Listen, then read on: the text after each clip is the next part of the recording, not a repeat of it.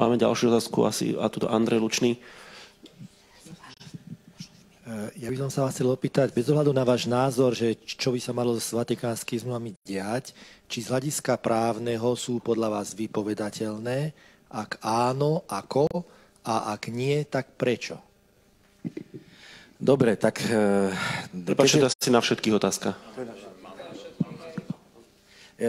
No, ja som medzinárodný právnik, tak toto je medzinárodná zmluva, tak to vám s tým trochu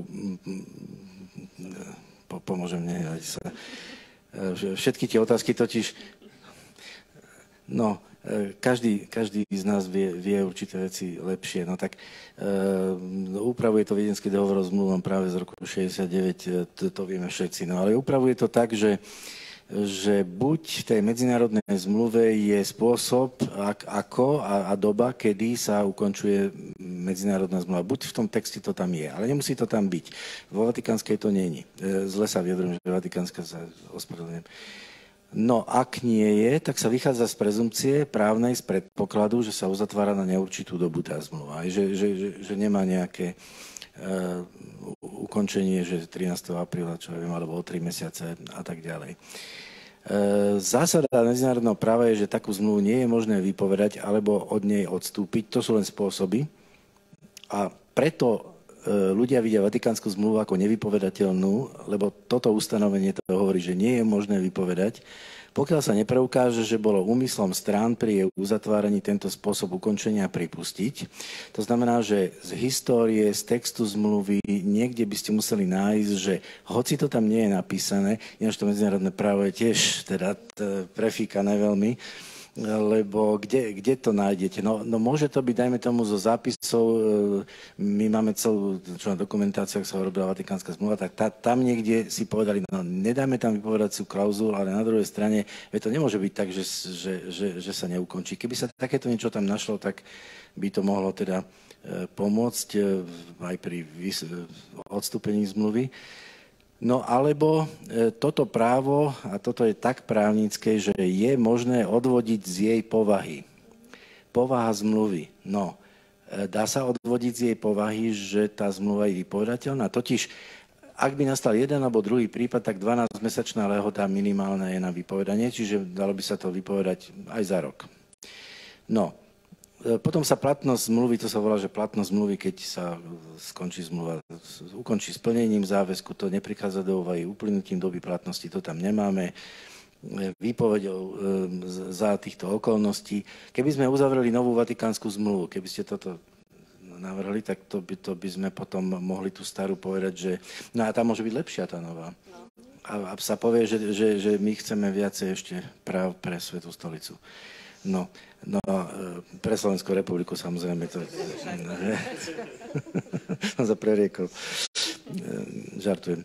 No, uzavretím zmluvy o rovnakom predmete úpravy, to je toto.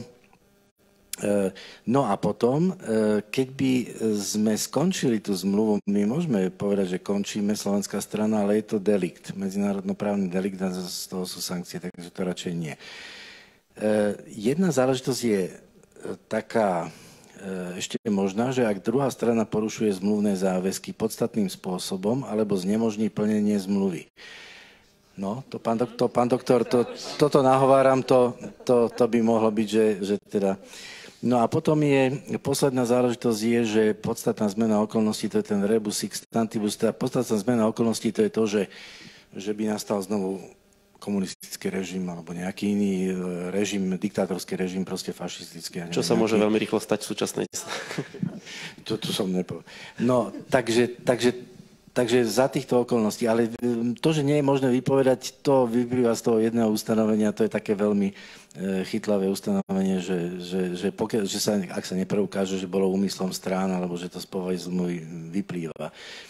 No, takže ak druhá strana porušuje zmluvné záväzky podstatným spôsobom, ale aj to neznamená, že tá zmluva by prestala platiť. To znamená, že ak by povedala slovenská strana, že Svätá stolica, nie je katolícka cirkev, ale Svätá stolica, že porušuje nejako tie záväzky, tak by mohla žiadať Svätú stolicu o to, aby mohla by prejaviť právny názor, že tá zmluva nie je neplatná, pretože tam sa porušovali záležitosti. No a potom tie záväzky. No a potom samozrejme sa dá dohodnúť. Vždycky, keď je bilaterálna zmluva, čokoľvek sa dohodne, tak to platí. Keď sa obidve strany dohodnú, že to zrušia, tak to zrušia.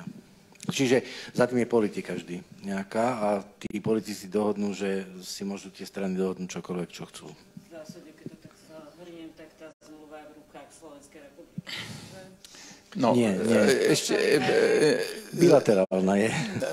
Takto, ja by som v rýchlosti reformuloval len to, čo pán profesor uviedol a dúfam, že spôsobom, ktorý je možno, že uchopiteľnejší pri niektorých, ktorí to tak chcú pochopiť.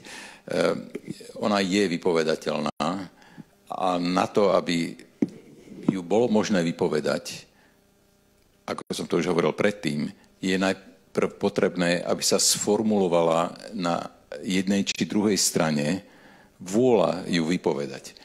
A keď sa tá vôľa sformuluje, tak potom sa budú hľadať spôsoby, ako tak urobiť. A to, ako presne povedal pán profesor, že ak druhá strana neplní tú zmluvu, alebo tá prvá strana sa domnieva, že druhá strana tú zmluvu neplní, alebo že ju závažne porušuje, tu sa i hneď dostávame do oblasti šede, čiže nie je to čierno-biele, ale určite na také tvrdenie budú viaceré názory, ale zakladá to možnosť tvrdiť, že je dôvod na jej zrušenie, zjednodušene povedané. Ale čo chcem ešte reformulovať je to, že táto zmluva a zaviazanie Slovenskej republiky touto zmluvou je politický akt. A nie je potrebné, aby sa Slovenská republika stala opäť nejakou tzv. Socialistickou republikou, alebo aby tu vládli komunisti, na to, aby došlo k zásadnej zmene okolností do tej miery, že by jednoducho nebolo možné očakávať, že sa tá zmluva bude ďalej plniť. Sú to zase nuancy a ja netvrdím, že sa stanú, ale myslím si celkovo, že nie je správne tvrdiť, že tá zmluva je nevypovedateľná. Je správne tvrdiť, že za nejakých okolností môže byť ukončená aj jednostranne, ale či tie okolnosti nastanú, to je otázka. Pretože prvá z tých okolností je to, že sa musí sformovať vôľa na tej jednej strane, aby k tomu došlo. A keď sa tá vôľa sformuje, tak potom sa budú hľadať nástroje na to.